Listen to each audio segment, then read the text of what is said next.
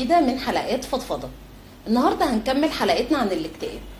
زي ما قلنا، في ناس كتير بتضحك بس من جواها تعبان، وناس كتير ما عندهاش طاقة ان هي تكمل حياتها. فالنهاردة هنكمل الحلقة مع دكتور مجدي يعقوب، اخصائي نفسي كلينيكي ومرشد اسري وتربوي ولايف كوتش بعلم النفس الايجابي. اهلا وسهلا بحضرتك. اهلا بحضرتك. اهلا وسهلا. ايه انواع الاكتئاب؟ انواع الاكتئاب، طيب انا بس بفكر الناس اكتئاب ايه هو الاكتئاب بشكل سريع جدا. الاكتئاب احنا قلنا ان هو اضطراب نفسي او اضطراب في الحاله المزاجيه، وبيسبب حزن شديد طول الوقت مستمر، انعزال عن الناس، عصبيه، ليه اعراض كتير جدا بتبقى باينه ان هي دي اعراض اكتئاب، ولازم نتعامل معاها طبعا. زي ما احنا يمكن وضحنا في الحلقه اللي قبل كده. حابب اتكلم طبعا او نلقي الضوء على انواع الاكتئاب. في طبعا الاكتئاب اللي هو الاكتئاب الشديد، اللي هو الاكتئاب المزمن، اللي هو المنتشر، او الاكتئاب العام. الاكتئاب دوت بيبقى زي ما انا قلت برضو حالة من الحزن المستمر، في عزلة عن العالم، بيعطلني عن اي حاجة كنت بعملها في حياتي. لو في اي انشطة، في اي مثلا مهارات كنت بعملها من قبل ما يجيلي الاكتئاب ده، بطلت اعملها دلوقتي. مش عارف اتعامل، حاسس ان انا عايز ابقى متجنب. ممكن يبقى في حالة من عدم النظافة الشخصية كمان للشخص. فده نوع من انواع الاكتئاب الشديد اللي بنمر بيه. بيبقى فيه تدريبات وتمارين معينه بتتعمل، او بنضطر ان احنا نروح طبعا لاخصائي، او بناخد ادويه في الحالات الشديده اللي كمان ممكن يكون فيها بعض الافكار الانتحاريه مثلا. في الحقيقه اكتئاب، نوع من انواع الاكتئاب المهمه جدا، حابب ان انا اسلط عليه الضوء، يمكن كتير مش بناخد بالنا منه. هو اكتئاب ما بعد الولاده، من الحالات المهمه قوي، وان ده احنا حقيقي. واحيانا للاسف ان الاسره ما بتبقاش، الاسره والزوج ما بيبقاش واخدين بالهم ان في حاجه اسمها اكتئاب ما ما بعد بعد الولاده. الولادة. طبعا احنا هنا الزوجه بتبقى في حاله تغير في الهرمونات كتيره جدا في الجسم، بيبقى في حاله تقلبات مزاجيه.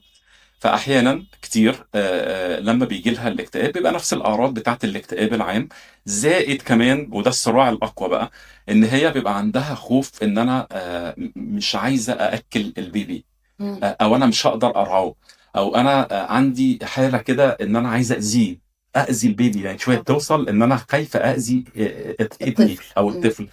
الصراع ده كله ما بيبقاش حد حاسس بيه، وبيبقى انت تعبانه بعد الولاده، فده طبيعي، وقت وهيعدي، وبيفضلوا يقولوا في كلام اللي هو عشان بس انت تعبانه، معلش اصلك الولاده، اصلك انت اول مره يبقى عندك بيبي. لا، الموضوع بيبقى خطير جدا وبيبقى قوي جدا، فلازم ناخد بالنا. فانا من يعني من برنامج حضرتك أنا باكد ان موضوع اكتئاب ما بعد الولاده مهم جدا، ان احنا ناخد بالنا، لازم يبقى في دعم للزوجه والام قوي جدا من الاهل ومن الزوج. الموضوع مش هزار. كمان في نوع تاني من انواع الاكتئاب، مش عارف يمكن سمعنا عنه، اسمه الاكتئاب الموسمي. اه الاكتئاب الموسمي ده بيحصل لنا حتى انا كنت لسه هسأل حضرتك عليه. بالظبط. احيانا بيحصل لنا اكتئاب اللي هو اول ما الدنيا بتغيم، مفيش شمس، انا بحس ان انا عندي اكتئاب كده، مش في المود، مزاجي مش رايق. وده بيبقى اكتر في الدول الاوروبيه الحقيقه. وفي بعض الدول الاوروبيه، يمكن في المانيا كمان، عملوا مكان معين مخصوص زي قاعة كبيرة، وابتدوا يحطوا فيها ضوء مناسب جدا زي ضوء الشمس، ويعملوا البهجة دي، بحيث ان الناس اللي عندها الاكتئاب الموسمي، اللي ما بتشوفش الشمس اساسا، تبقى قاعدة في المكان ده، بحيث ان اعراض الاكتئاب تهدى شوية. فده نوع يمكن هو مش منتشر في مصر، او منتشر بس مش بشكل قوي، لا، عشان هو منتشر ما بين تغيير الفصول. تغيير الفصول. ما هو اسمه موسمي، بس قصدي مش بياخد مش بيوصل لشدته، لان احنا برضو بيبقى فيه شمس والدنيا بتتغير بسرعه. بره معظم الاجواء بتبقى فيها غيوم، فبيبقى اكتر يعني. في نوع تاني من انواع الاكتئاب الحقيقه، اسمه الاكتئاب ثنائي القطب. ده من الحاجات المزمنه جدا والصعب شويه. ده بيبقى حالات من الهوس بتيجي، او حالات من الفرح الشديد بس الغير طبيعيه، الغير مبرره، وبيليها على طول حالات من الاكتئاب الشديد والحزن الشديد، واللي هو انا في حاله حزن غير مبرر برضه، وما بينهم ممكن تكون في فترات راحه. ده اسمه بايبولر او الاكتئاب ثنائي القطب، وده بيبقى غالبا محتاج نوع من انواع الادويه. مش عارف، انا ممكن اكون نسيت حاجه تاني من انواع الاكتئاب، بس هو انواع الحقيقه منتشره كتيره يعني. الاكتئاب هي حاجة صعبة جدا، فأكيد بنبقوا محتاجين أشخاص داعمين. فلو احنا عايزين نخلي حياتنا افضل واحسن، فايه اللي حضرتك ممكن تنصح بيه في وجود شخص عنده اكتئاب؟ طيب هقول لحضرتك او حاجه. مثلا يعني خليني اكمل السؤال بصورة اوضح. يعني مثلا ممكن يكون في اكتئاب اللي هو ما بعد الصدمة. تمام. المراهق بيمر اكيد بحالات اكتئاب. ما بين الزوج والزوجة لما بيحصل فتور، فممكن احدى الطرفين او الطرفين يصابوا باكتئاب. طيب هو حضرتك كده وضحت كمان ان في انواع اكتئاب، هو انا كنت ناسيها. في اكتئاب ما بعد الصدمه فعلا، و... وفي كمان اكتئاب خفي. ده كمان من الحاجات المهمه جدا، اللي هو ممكن يكون بيبان عند مثلا الشخصيات المشهوره او الفنيه. مم. او تلاقي حد بيضحك وبيمثل وكوميدي وبيضحك الناس بس عنده بس اكتئاب عنده خفي، اكتئاب. فبعد شويه تروح ينتحر مثلا. فده برضو نوع مهم جدا، مش اي حد بيشخصه. ولازم نبقى فاهمين ان في حاجه اسمها اكتئاب خفي. اكتئاب ما بعد الصدمه ده بيجي نتيجة التعرض الشخص لصدمة كادت أن تتيح بحياته.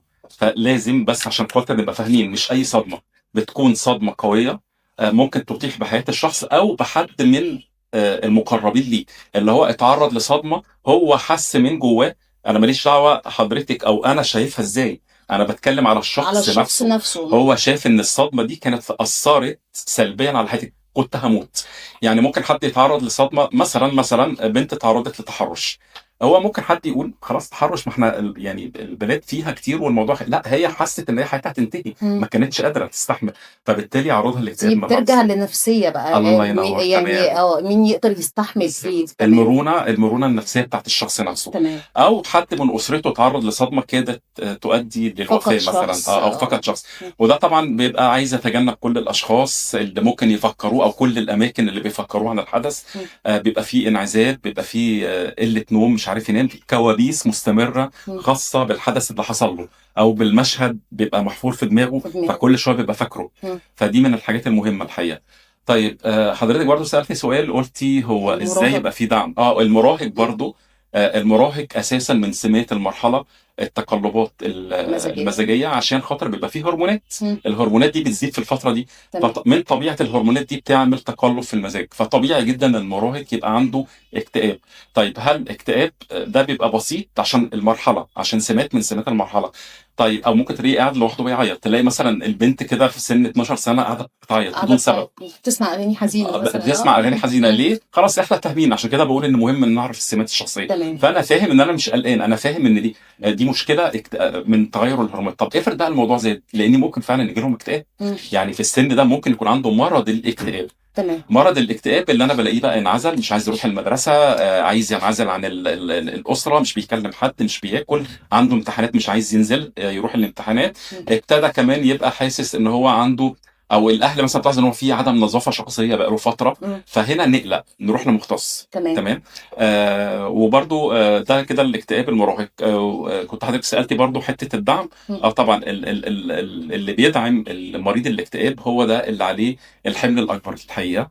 وانا دايما بقول ان الجلسات او العلاج ما بيبقاش لمريض الاكتئاب بس، ده بيبقى الناس اللي حواليه. للشخص اللي حواليه اللي بيدعمه. تمام. لان مريض الاكتئاب الشديد لازم الشخص الداعم هو اللي بيبقى عليه المسؤوليه الاكبر، وهو اللي عليه الحمل الاكبر. فلازم ندعم الشخص الداعم لمريض الاكتئاب عشان ما خلاص ما يفقدش عشان ما طاقته. يفقدش طاقته. شكرا قوي شكراً لحضرتك، حضرتك. ميرسي. وفي النهايه الاكتئاب مرض نفسي حقيقي. يا ريت لما نحس ان في حد حوالينا مريض بالاكتئاب ما نستخسرش فيه كلمه ممكن تدعمه وممكن تطلعه تكون ليه طوق نجاه. ولو حس ان الموضوع خرج عن ايده، يا ريت يتوجه لمختص يقدر يساعده في حاجه زي كده. واستنوني في حلقه جديده من حلقات الفضفضه.